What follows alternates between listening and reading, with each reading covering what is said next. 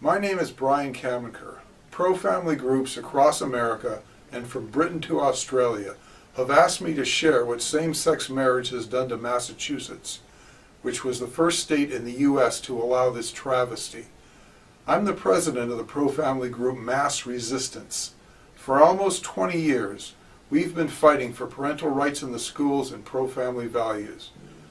Anyone who thinks that same-sex marriage is a benign eccentricity which won't affect the average person should consider what it has done to Massachusetts since 2004.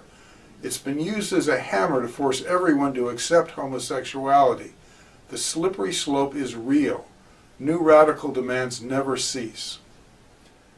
On November 18, 2003, the Massachusetts Supreme Judicial Court announced its Goodridge opinion, declaring that it was unconstitutional not to allow same-sex marriage.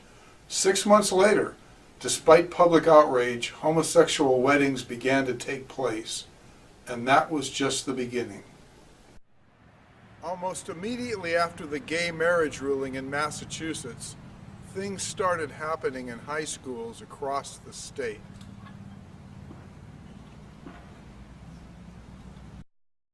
Starting in early December of 2003, there were school-wide assemblies to celebrate same-sex marriage. Kids were given literature from national homosexual groups, telling them how it was now to be considered a normal part of society. Children in schools were given this sheet on marriage myths by the homosexual group Gay and Lesbian Advocates and Defenders. One of their myths is that the purpose of marriage is procreation. Another myth is that children are better off when raised by a mother and a father. And lots of other things were handed out. Within months, it was brought into the middle schools. An exhibit called Love Makes a Family, meant to normalize the concept of homosexual marriage in kids' minds, was going through schools across the state. In September of 2004, an 8th grade teacher in Brookline, Massachusetts, told National Public Radio that the gay marriage ruling had opened up the door to teaching homosexuality in her class. She told NPR, "Give me a break, it's legal now." The following year, it was in elementary school curricula, with hostility toward parents who disagreed. Kindergarteners in Lexington, Massachusetts, were given copies of a picture book, Who's in a Family, telling them that same-sex couples are just another kind of family, just like their own parents. The book made a point of showing 2 mothers and 2 fathers to the children.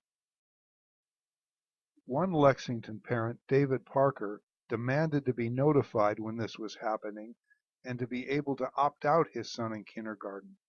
But rather than work with him, the arrogant school officials had him arrested and put him in jail overnight when he wouldn't cease his demand. The case outraged parents across the state, but the school officials refused to relent.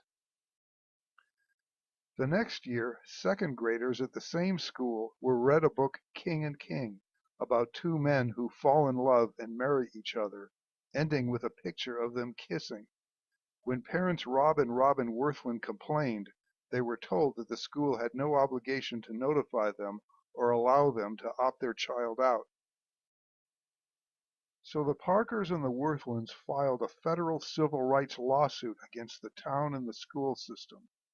Parents rallied to their side, but in 2007, a panel of federal judges ruled that because same-sex marriage is legal in Massachusetts, schools actually have a duty to normalize homosexual relationships to children, and schools have no obligation to notify parents or let them opt out their children, even in elementary school. In fact, according to the court's ruling, acceptance of homosexuality is now a matter of good citizenship.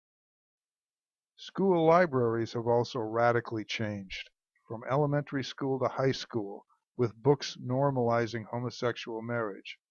In particular, a large, slick hardcover book celebrating Massachusetts homosexual marriages began to appear in many school libraries across the state. Titled Courting Equality, it was supplied to schools by a major homosexual activist organization. It teaches that gay marriage was a great civil rights victory.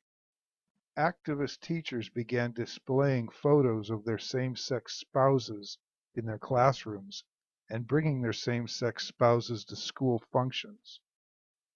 And when an attempt at a constitutional amendment to stop same-sex marriage began gathering steam, there was a full-court press on students to actively support same-sex marriage. Kids in school were even persuaded to march in gay pride parades with pro same-sex marriage banners. And there's more.